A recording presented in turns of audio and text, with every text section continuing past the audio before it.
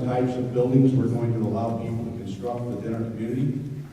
In particular, the Watson Run corridor, I mentioned earlier the Kentucky Fried Chicken, which was a nice masonry structure, kind of fit in with the other buildings along Watson Road. We're now going to replace that with a steel shed, a metal building that will be utilized by O'Reilly Auto Parts. It's not at all, I don't think, the type of building we want to see, and I think we need to establish some regulations that, like other communities in St. Louis, Morrison, Baldwin, Ellisville, they all have codes that dictate what types of structures can be built. Thank you. You know, when you think of code in terms of what we can tell a developer in terms of what they can build, you know, really the way I understand the question is that if Centrum's proposal didn't require TIF assistance, then we wouldn't have gone through the process that we did. The reason we went through the process that we did is because they wanted us to give them $32 million to develop their property. If they weren't asking for that TIF money, we would have had none of the discussions that we did. Because the only reason that they needed a planner is to initiate the TIF process. So if that's off the table, then they can do virtually, then they can move forward with their project. And then it goes through our normal conditional use permit, it gets reviewed by the city, it looks at our city codes, and Mr. Roby's right, there's a lot of things that we could probably do better on that. But if we focus it back on the mall property, the reason that we were involved at the level that we were and the degree that we were is because of the request for the TIF. And in terms of, you know, whether it's commercial development or it's your property, you know, you don't want us to tell you that you can't paint your house white. You don't want us to tell you that you can't have your shutters be black. And so we have to be very careful when we talk about what we're going to tell a developer what they can or can't do or not. We don't want to keep them out of the community either.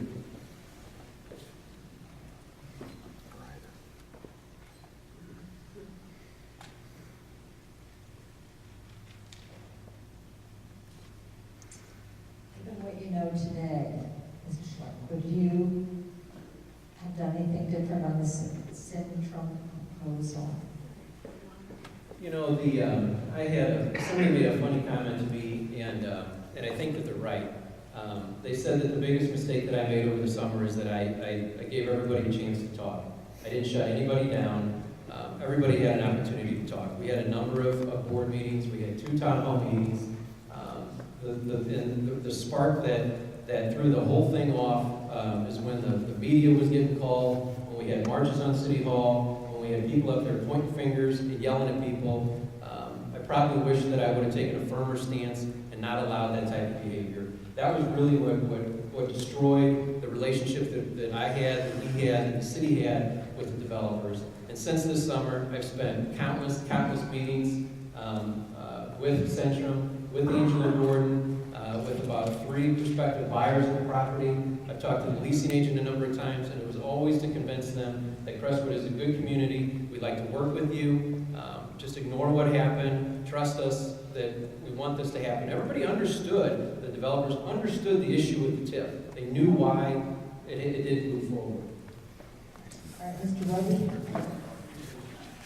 The question is, if you had to go over again, or you have a chance, what would you do about the Centrum property and the abuses TIF? Well, first of all, what a lot of people don't realize about the proposed TIF that was requested was that before anything could be built on that site, there was it required that the buildings that were there be torn down. It was going to be basically 2 phases. And if you're familiar with the mall, below Dillard's, the 6-grand floor, there's 3 stories of garage. Those would have had to be collapsed. That had to be filled in. There had to be a 450-foot, 50-foot tall retaining wall built at the back of that property between the Dillards and the creek. We had reclamation of contaminated materials that had to be removed. All of these things cost money. One thing that I do believe Centrum failed on is they did not come to us with an itemized bill of what those costs were. Had they done that, I think the project could have been more successful. All right, I'm just going to take this as for what it says, because I don't know what about this. When Ward 4 alderman resigned, and the next morning tried to rescind his resignation, how would you have handled that differently? You know, I really, I don't know that it's really my place to answer this. You know, the mayor made a decision. I think we have to live with that. I don't know all the particulars with regards to the email that was sent by the alderman to the mayor. The only thing I'll say is that if any citizen, any employee or any member of the board has any concerns about the job that they're doing and their effectiveness in that position, I would love for them to come to me before they made any rash decisions to leave the board. Give me the opportunity to speak with them. Let's see if we can't work out those problems. If we can't, I'll accept their resignation and they can move on.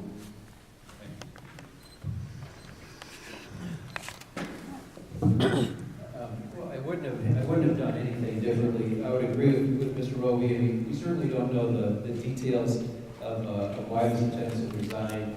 He did say that he was going to speak at a meeting and let us know exactly what the motivation was, but he didn't do that. So we can't speculate as to why that happened. But in terms of a decision like that, I would agree with Mr. Roby that, you know, you would hope that somebody would come to you, whether you're mayor or you sit on the board with them as well. But I would think that we kind of be like the second or third person you would talk to. In the follow-up email that he had, he made it clear that he hadn't even discussed it with his wife. And I think that would probably be one of the frontline people that I would have talked to.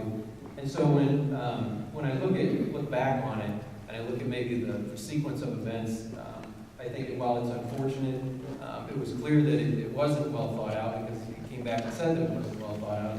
He hadn't even spoken with his wife about it. But those are, you know, it's an unfortunate matter, but I wouldn't handle anything differently.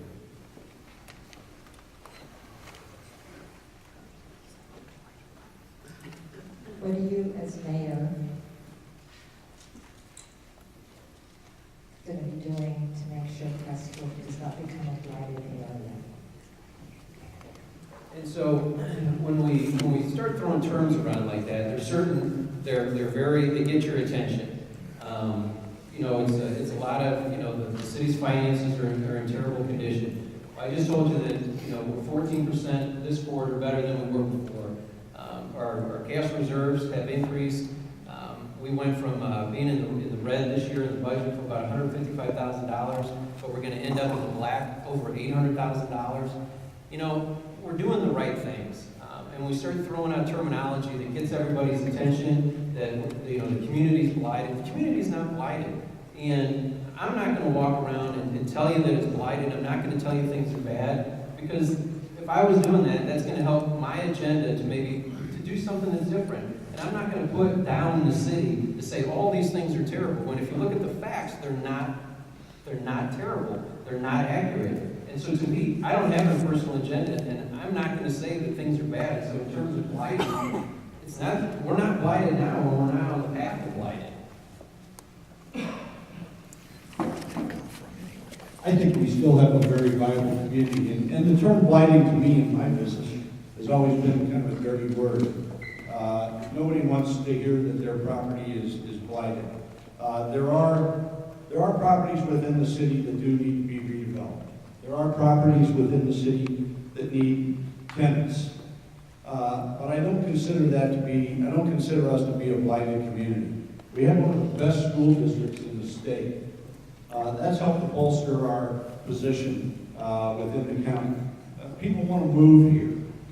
As long as we keep our homes up, we keep our property values up, we will stay away from the dirty word blighted.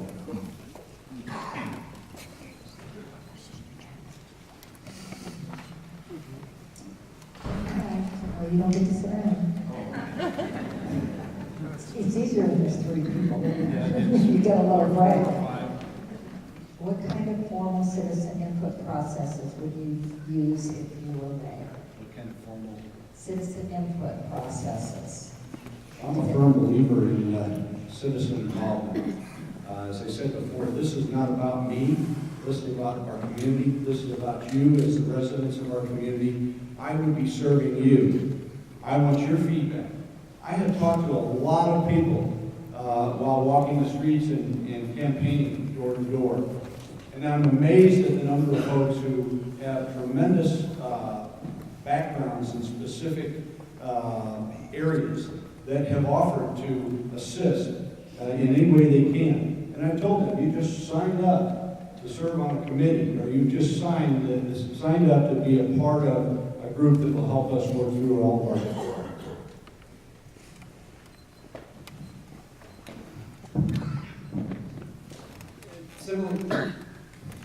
Similar to the comments I made earlier, I mean, even an event like this, I honestly, and Mr. Roby and I were talking about before, we really thought there'd be a lot more people here.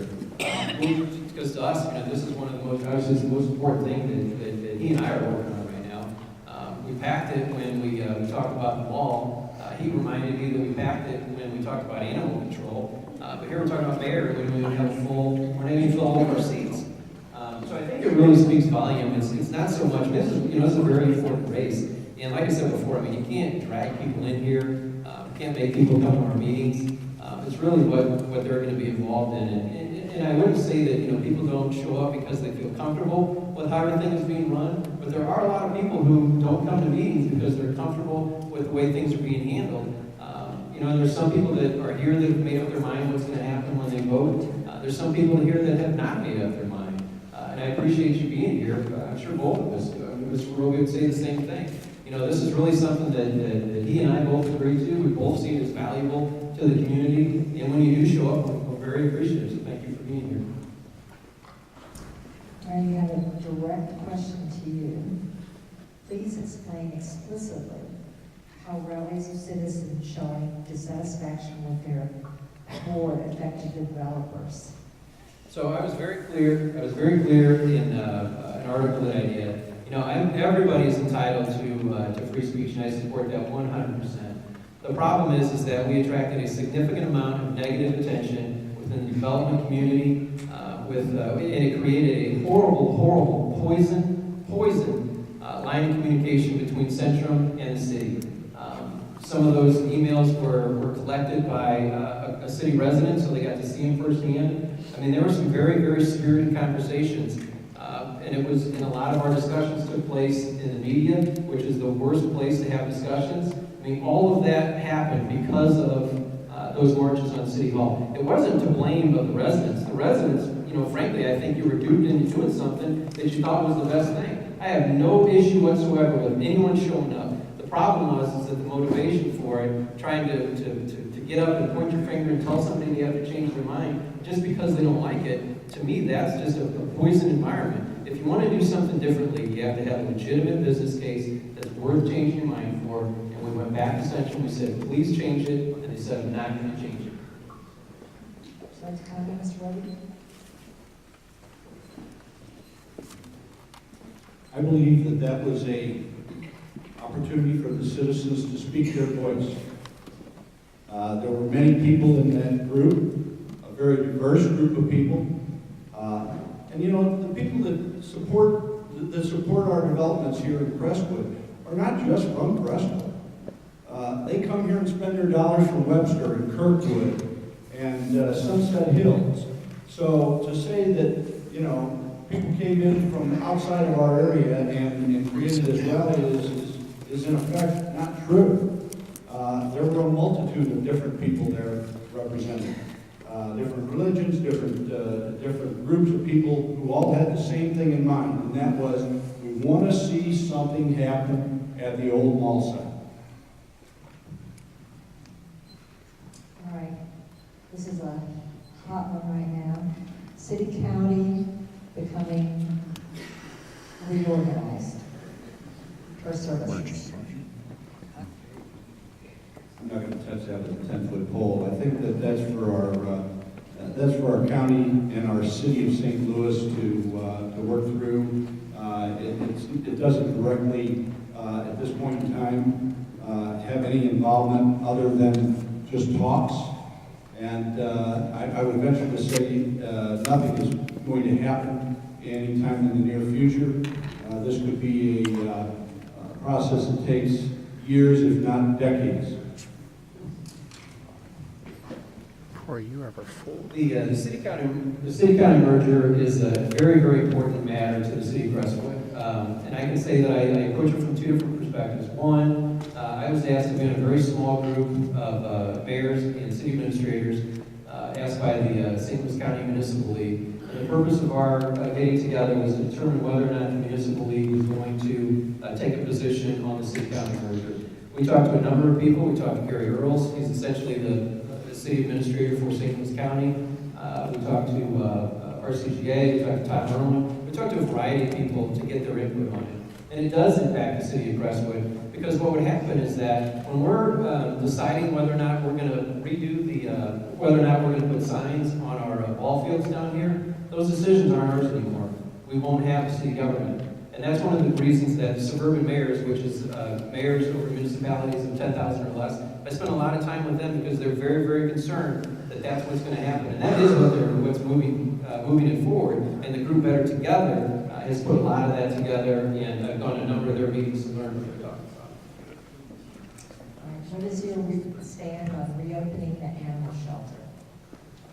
Well, the animal shelter is open. That was part of our bargain that we had worked out with the Friends of Animal Control. What we don't have is a local animal control officer. We have St. Louis County provides that service now. I know that there was a dog in my backyard a couple months ago, and I looked out and I thought, how on earth did that thing get there? And I saw it jump out of my yard over the fence, and I figured, well, that's how it got here. It jumped over the fence. I didn't think it could jump that high. And it ended up running across the street, and probably within 45 minutes, I saw a St. Louis County truck driving up my street with its light, trying to find that dog, and it turned out that somebody was walking that dog the next day, and they were asking us if we knew where it was.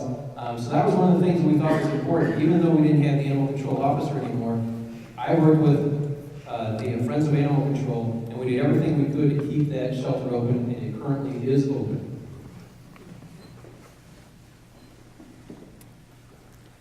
Obviously, the closing, or I should say the elimination of the animal control officer is under the authority of our city administrator.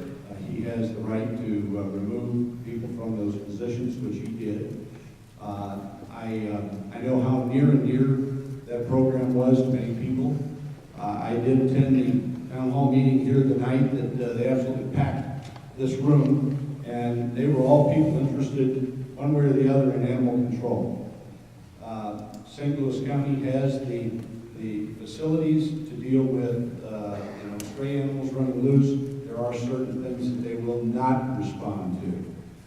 They don't deal with wildlife. That has to be done through the conservation department. But when you get into situations where you're taking something away from people that's near to them, it affects them greatly. And I think under these circumstances that I'm just pleased that they were able to retain the facility, that the mayor was able to work out something with them so that they can continue to provide that service. Thank you. Since Crestwood employees are compensated by city property taxes, should city employees be required to live in the city? No. I don't believe that city employees should be required to live in the city. For years, a number of the city employees for St. Louis City were required to live in the city.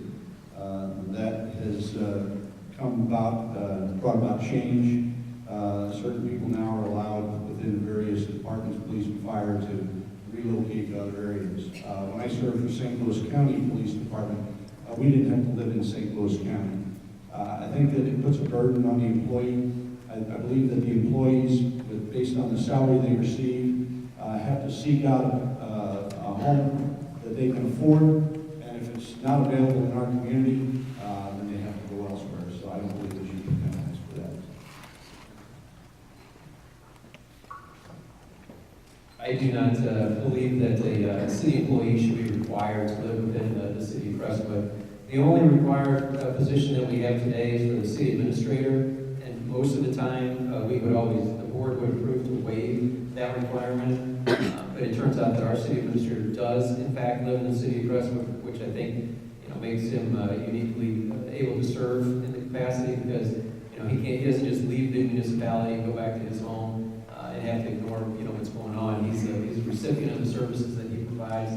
And when it comes to, where a family's gonna live, I believe a family should be able to, it should be their decision. It should be their decision as to which parks they want to live near. It should be their decision as to what school district they want to send their children to. If they want to live near a lake, I mean, whatever it is that they want to do, I believe that that's their decision. And I would not support any change to that requirement. What is your understanding of the mayor's ability to influence and/or address the city's finances? Well, the number one is being the chair of the Ways and Means Committee. It's really the Ways and Means Committee that essentially sets the budget prior. Not essentially, they are the ones that set the budget prior to coming to the Board of Aldermen. And we have many Board of Aldermen members that attend our Ways and Means Committee meetings so they can hear the discussion as to why we were making recommended changes to the budget. And so really, I don't know if influence is the right word, but that's the time where, as mayor, I conduct my due diligence to make sure that, if there is something that's being asked for, and we ask for the business reason and the justification why it's being requested, if it exists, then we talk about it. But we also have to ask the question, do we need it today, or is this something we can remove from the budget and then put it back in for an emergency? There's a lot of different ways that you need to approach budgeting. And over the past couple of years, we've done a very, very good job of doing that.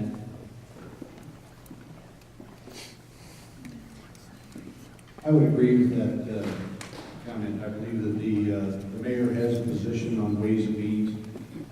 It is at that time that they provide input with regards to the various departments. He's the one that deals pretty much directly with the city administrator, so he knows what capital programs are needed. He knows what expenses we're going to have over the next 5 years, and therefore he can bring those things and address those issues when the Ways and Means Committee meets. That will have an impact on how the board perhaps responds to the budget. What have you done to lower our obligation to the Acton Fire Protection District?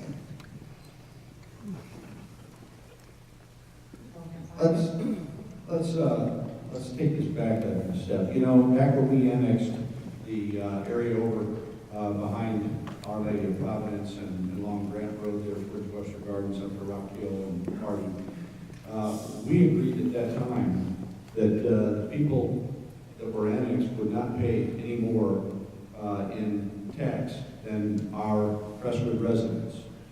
It just so happens that we are paying with the Acton Fire Protection District the additional tax monies that are due by those residents. This year is $432,000. So that's a lot of money to try to come up with, to try to pay off at one particular time. I think that fire districts are set up by the state.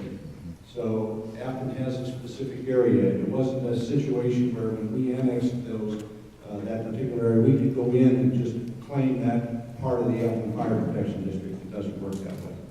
So it's something that's going to have to be dealt with legally. So hindsight's 20/20.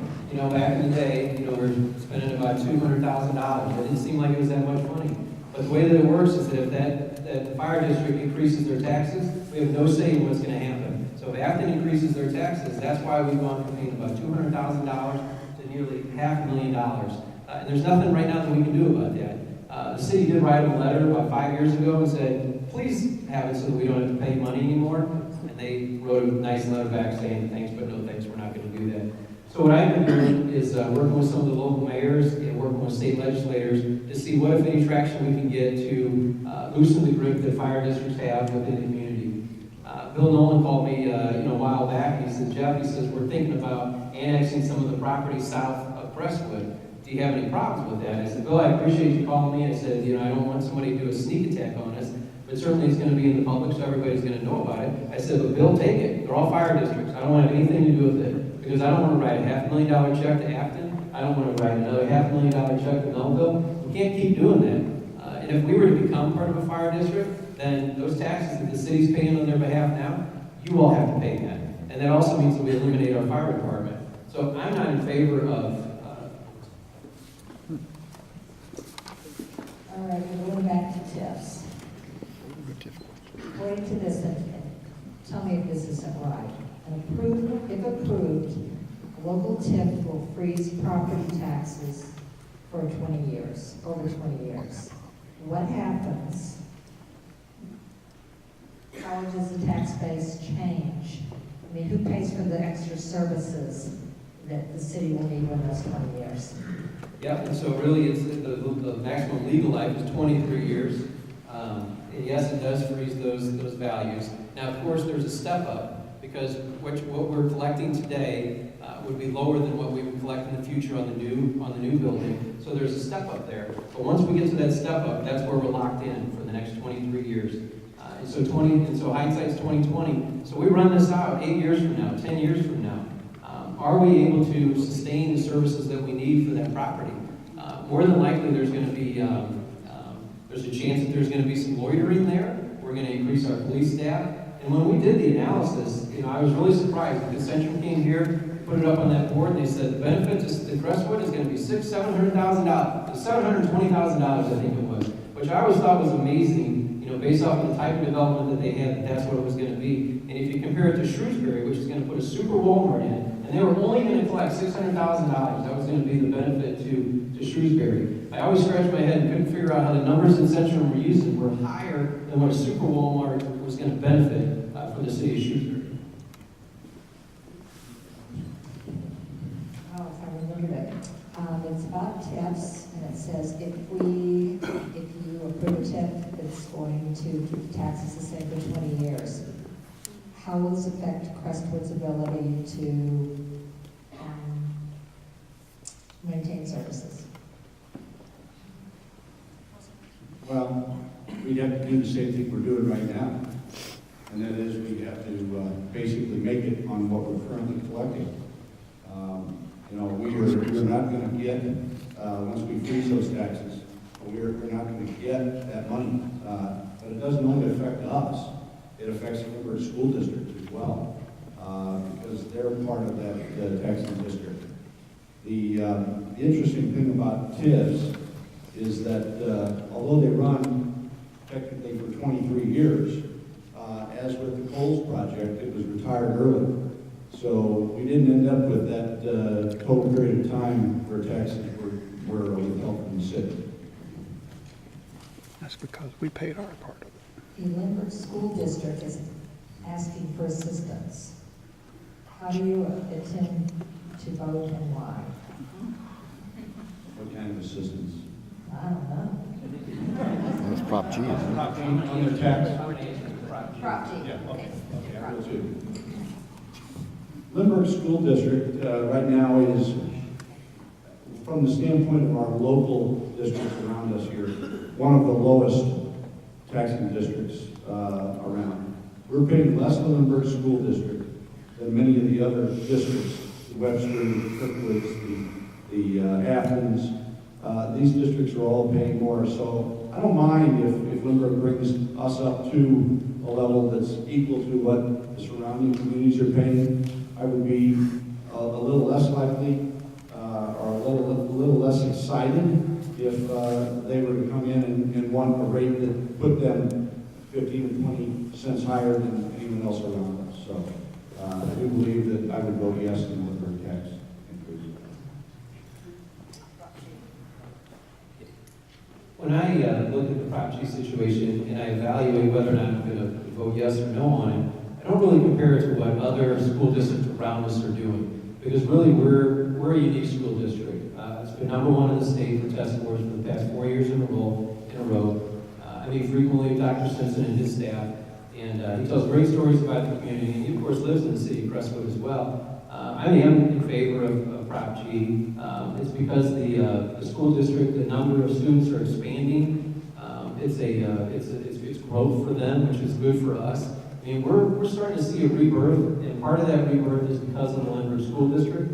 And when you compare what we spend compared to Clayton, I think they have an average Lindbergh spends about $7,000 per student, but you go to Clayton, they're spending $12,000 per student. To me, I don't think that we don't have to spend $12,000 per student. We're clearly more efficient and we're getting more out of what we're doing. And I think that's the way that the city of Crestwood should operate as well. We shouldn't compare our taxes to what a neighbor pays in a neighboring municipality. It should be relative to the services that we want to provide.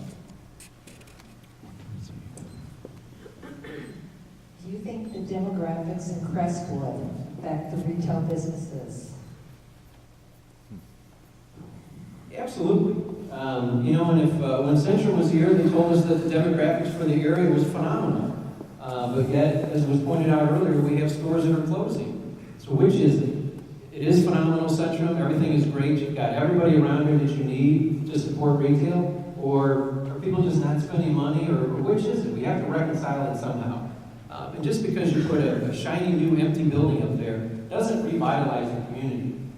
If we're going to do something there, it needs to be a building that is filled with tenants that will bring back that vibrancy to the community. And really, that's what we need to start focusing on.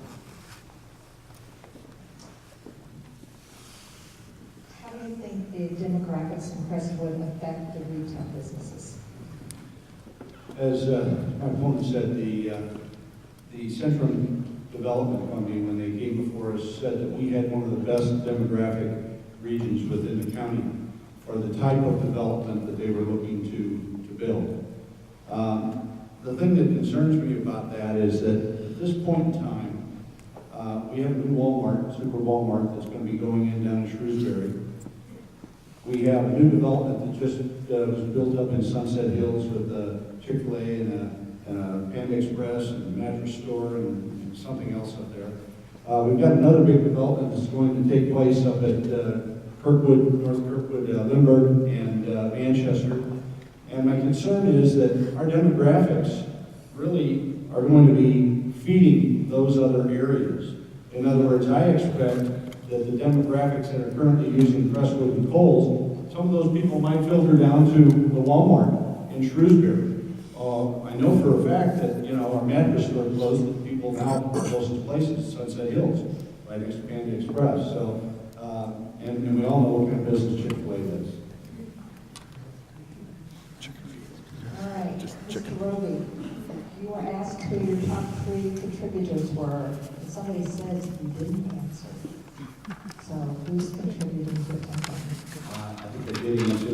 I said that myself as the prime contributor, and there were several other people who I have served with previously on the Board of Aldermen who were supporting me. Obviously, they agreed with my campaign plan, and it's all set.